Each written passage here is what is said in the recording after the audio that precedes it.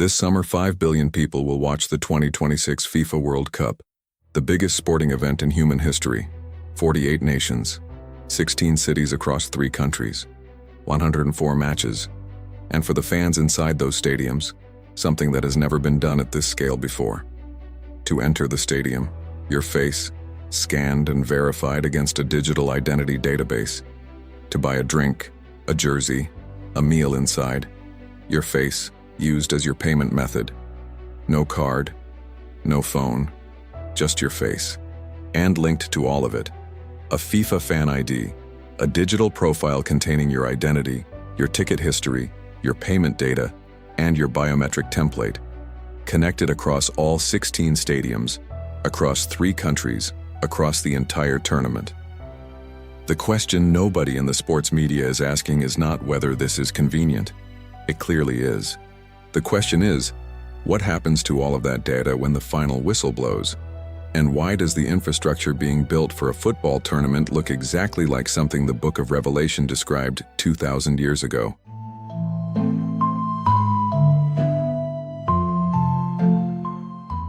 Let's establish exactly what has been announced. From official sources, not speculation. The FIFA Fan ID for 2026 is a physical NFC card linked to a digital profile. Every ticket holder gets one. The card connects to their FIFA app account, their match tickets, and their identity documentation. It is designed to be tapped at entry points, merchandise stations, and food vendors throughout all 16 stadiums. Beyond the Fan ID, Visa, as FIFA's official payment technology partner, has deployed a biometric payment system piloted at Qatar 2022 and now being expanded for 2026. The system, built in partnership with Pop ID, allows fans to enroll their face and then pay for anything inside the venue using facial recognition alone. The biometric infrastructure goes further. According to security analysts covering the tournament, 2026 will feature what they are calling the most ambitious identity management and crowd control deployment in sporting history, with biometric controls at stadium gates, facial recognition across venue perimeters, and cross-border data coordination between the US, Canada, and Mexico. 3 countries, 1 unified biometric database. For the duration of the tournament, the official framing is seamless, frictionless, and secure. And on its own terms, it works. The question is not whether it works. The question is what it is. To understand why this matters, you need to understand what biometric data is, and why it is categorically different from every other kind of personal information. The difference? Biometric data cannot be changed. Everything else can be reset. Your face cannot. If your credit card number is stolen, you cancel the card and get a new number. If your password is compromised, you reset it. If your email is hacked, you create a new account. Your face cannot be reset. Your iris cannot be replaced. Your fingerprint cannot be changed. Once biometric data is captured, stored, and potentially compromised, it is compromised permanently, for the rest of your life. This is not a theoretical concern. In 2019, the biometric database of a major security firm called Suprema, containing fingerprints and facial recognition data for over 1 million people, was found to be publicly accessible online. Among the affected, government contractors, defense personnel, and bank employees.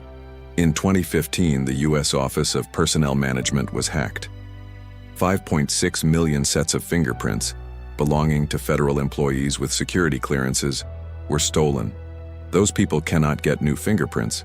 That data is in someone else's hands permanently. What happens to this data after the tournament? Who stores it? For how long? Under what legal framework? Security analysts covering the 2026 tournament have identified what they are calling a regulatory gap. The tournament operates across 3 countries, the United States, Canada, and Mexico, each with different data protection laws. The FIFA privacy framework governs the Fan ID data, but enforcement mechanisms across 3 jurisdictions, once the event ends, are unclear. The official position is that biometric data is collected for security and payment purposes during the tournament, and will be handled in compliance with applicable laws. That statement contains one word worth examining closely: Applicable. Applicable to which jurisdiction? Under which retention schedule? With what audit mechanism? Those questions do not have publicly available, specific answers. Ray Dalio, not a conspiracy theorist, but one of the most successful investors in history, said in a public interview that digital currencies and biometric payment systems give governments unmatched visibility into every transaction. His word was not alarming. It was precise. These systems allow authorities to see every payment, identify every participant, and, if they choose, control every transaction. He was describing the system's design, not a dark future, the design. In episode 3 of this channel, we went deep on Revelation 13, 16, and 17. The description of a system that would control who can buy and who can sell, based on a mark tied to identity and allegiance. We said then, and I want to repeat it precisely now, that we are not saying the World Cup is the fulfillment of that prophecy. We are not saying the fan ID is the mark of the beast. What we are saying is the same thing we said then. For the first time in the 2,000-year history of that text, the infrastructure that would make it possible to control all commerce based on verified identity exists, and it is being normalized. Consider what is happening structurally at the 2026 World Cup. To participate in the economic activity of the event, buying food, merchandise, services, you must be enrolled in a biometric system. Your identity must be verified. Your face must be on file. That is not a mark on a hand or a forehead, but it is the functional architecture of exactly what Revelation describes. A system where participation in commerce requires prior identity enrollment that can be verified, granted, or denied, so that they could not buy or sell unless they had the mark, which is the name of the beast or the number of its name. Revelation 13:17, NIV. The theological debate about what the mark of the beast specifically is will continue. That is not what this episode is about. What this episode is about is pattern recognition. The World Cup is not the end of history, but it is a test. A global test, 5 billion viewers, 16 cities, 3 nations, of a system where your face is your financial identity. And the question worth sitting with is this: how do people become comfortable with that? How does a generation arrive at the point where linking your biometric identity to your ability to transact feels normal, safe, and even convenient? The answer is one event at a time, one enrollment at a time, one frictionless experience at a time. Qatar 2022 was the pilot. The 2026 World Cup is the scale test. And what the World Cup normalizes for 5 billion people becomes the baseline expectation for everything that comes after. What this means for a believer, let me be clear about what this episode is not saying. It is not saying you cannot watch the World Cup. It is not saying that buying food at a stadium is a spiritual compromise. It is not saying that every technology company building biometric systems is consciously serving a prophetic agenda. It is not saying the fan ID is the mark of the beast. What it is saying is this: a biblically literate Christian in 2026 should understand the direction of travel, not because they need to be afraid, because they need to be awake. First, understand what you are enrolling in. Informed participation is not the same as blind participation. If you attend the World Cup, you will be asked to enroll your biometric data. That is a real choice with real implications. Understanding what you are giving, to whom, under what terms, and for how long, is the minimum standard for informed participation in any system that captures something as permanent as your face. This is not paranoia.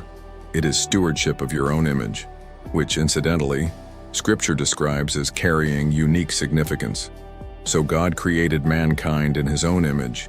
In the image of God He created them. Male and female He created them. In Genesis 1:27 NEV, the imago Dei, the image of God in which every human being is made, is not a metaphor in the biblical worldview. It is the theological basis for human dignity, human rights, and the unique status of every person before God. The commodification of the human face as a financial credential is not a neutral technological development. It is worth examining through that lens. Second, pay attention to what gets normalized. Comfort is not the same as safety. The most significant shift this episode is pointing to is not what happens at the World Cup. It is what the World Cup teaches the next generation of consumers to expect. A generation that grows up scanning their face to buy a hot dog at a stadium will not find it strange to scan their face to buy groceries, or to access their bank account, or to enter a government building. Normalization is the most powerful force in human behavior, and the World Cup, precisely because it is joyful, shared, and culturally universal, is one of the most efficient normalization engines ever constructed. Third, hold your trust in the right place. Technology is a tool. The question is always, whose? The Christian response to technological development has never been Luddism, it has been discernment. The question is not whether to use technology. The question is who controls it, for what purpose, and whether that purpose is consistent with what you believe about human dignity, freedom, and the sovereignty of God. A believer who understands Revelation 13 is not paranoid about every biometric system. They are simply aware that the infrastructure for universal financial control, through identity verification, which was theologically impossible to imagine for 19 centuries, is now being built, tested, and normalized. At a World Cup, in front of 5 billion people. Enjoy the World Cup. The football is real. The joy is real. The community of billions watching together, that is one of the genuinely beautiful things about being human. But enjoy it with your eyes open. Because what is being built in the background of this tournament, the biometric infrastructure, the digital identity framework, the cashless payment system linked to your face, does not disappear when the trophy is lifted. It becomes the template for what comes next. The believer's task is not to boycott the present, it is to understand it, clearly enough to recognize what it is becoming, and firmly enough to know where their ultimate loyalty belongs. Here is what I want to know from you. When you heard that fans at the World Cup will be paying with their faces, scanning their biometric data for a beer and a jersey, what was your first instinct? Convenience? Concern? Something more complicated? Leave it in the comments. I genuinely want to know where you landed. Everything we covered today, the biometric payment system, the digital identity infrastructure, the question of who controls access to commerce, is the same system we went deep on in episode 3. Because what the World Cup is testing this summer, CBDCs are being built to make permanent.